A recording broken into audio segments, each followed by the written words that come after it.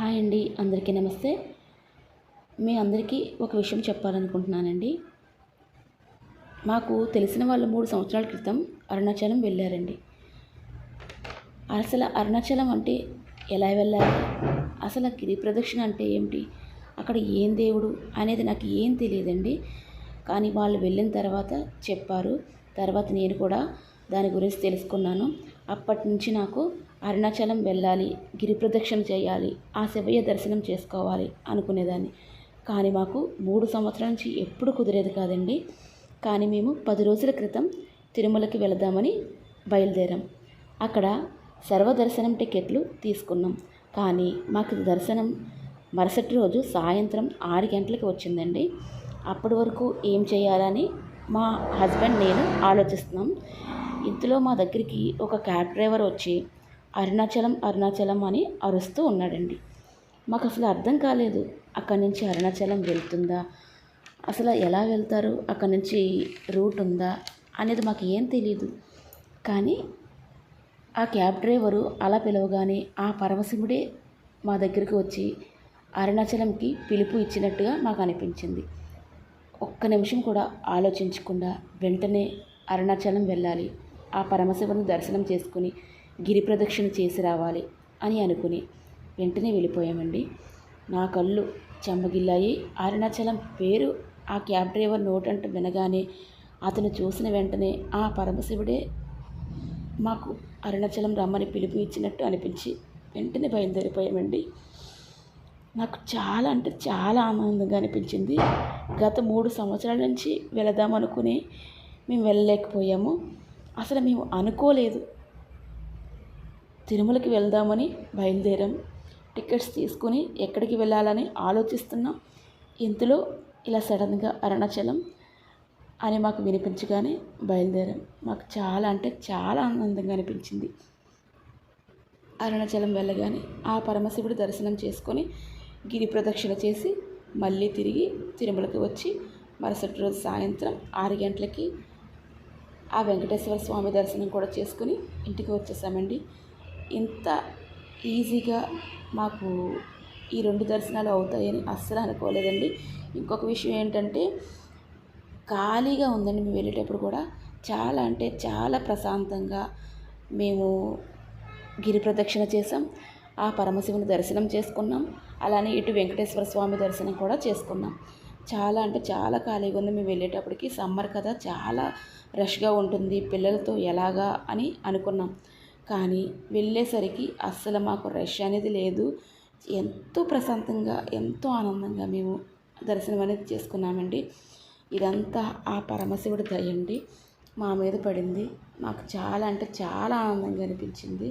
ఈ వీడియో మీతో షేర్ చేసుకోవాలనుకున్నాను, అందుకనే షేర్ చేసుకున్నానండి. మనం వెళదాం అనుకుంటే వెళ్ళలేం. ఆ పరమశివుడు పిలిపే మనకి రావాలి అని చాలామంది అనేవారు. కానీ నాకు అప్పుడు అర్థం కాలేదు. నా విషయానికి వచ్చి నాకు జరిగే వరకు నాకు ఆ విషయం అర్థం కాలేదండి. ఇప్పుడు నిజంగా నేను చాలా అంటే చాలా ఆనందంగా ఉన్నాను. మీకు కూడా ఎవరైనా అరుణాచల శివ దర్శనం కాకపోయినా, గిరి ప్రదక్షిణ కాకపోయినా ఎవ్వరు నిరాశపడద్దండి. ఖచ్చితంగా ఆ పరమశివుడు మనకి దర్శనం కల్పిస్తాడు, గిరి ప్రదక్షిణ చేయనిస్తాడు. వేచి ఉండండి. అరుణాచలేశ్వరిని ఆలయం మహత్యం గురించి చెప్తానండి మీకు. అరుణాచలం అనేది భారతదేశంలోని అత్యంత పవిత్రమైన శైవ క్షేత్రాల్లో ఒకటి. ఇది తమిళనాడులోని తిరువన్నామలై పట్టణంలో ఉన్న పవిత్ర పర్వతం. ఈ కొండను స్వయంగా పరమశివుడి రూపంగా భక్తులు భావిస్తారు. అరుణం అంటే జ్ఞానప్రకాశం, అచలం అంటే కొండ. అందువల్ల అరుణాచలం అంటే జ్ఞానప్రకాశాన్ని ప్రసరించే దివ్య పర్వతం అని అర్థం.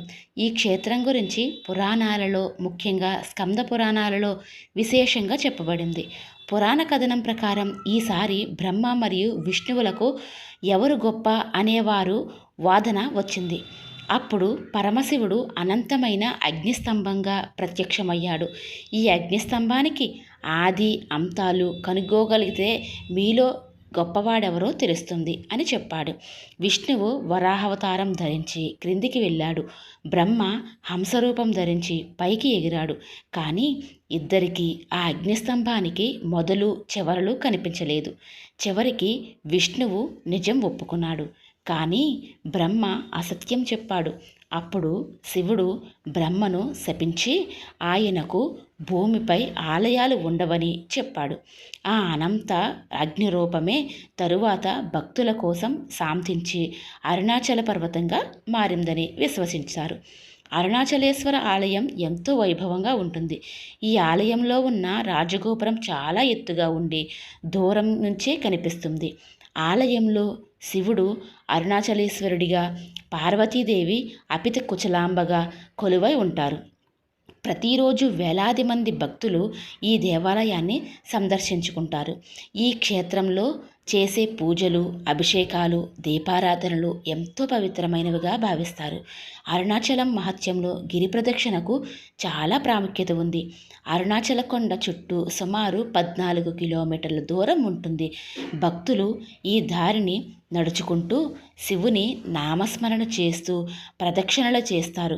దీనిని గిరివలం అని కూడా అంటారు. పౌర్ణమి రోజున లక్షలాది మంది భక్తులు గిరి ప్రదక్షిణ చేస్తారు.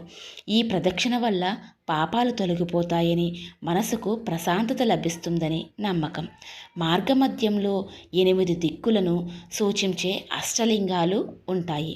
ప్రతి లింగాన్ని దర్శించడం ద్వారా ప్రత్యేకమైన ఫలితాలు లభిస్తాయి అని భక్తుల విశ్వసిస్తారు. అరుణాచలం జ్ఞానభూమిగా కూడా ప్రసిద్ధి చెందింది. అనేక మంది మహర్షులు, యోగులు ఈ ప్రాంతంలో తపస్సు చేశారు. ముఖ్యంగా రమణ మహర్షి అరుణాచలంతో ఎంతో ఆత్మీయ సంబంధం కలిగి ఉన్నారు.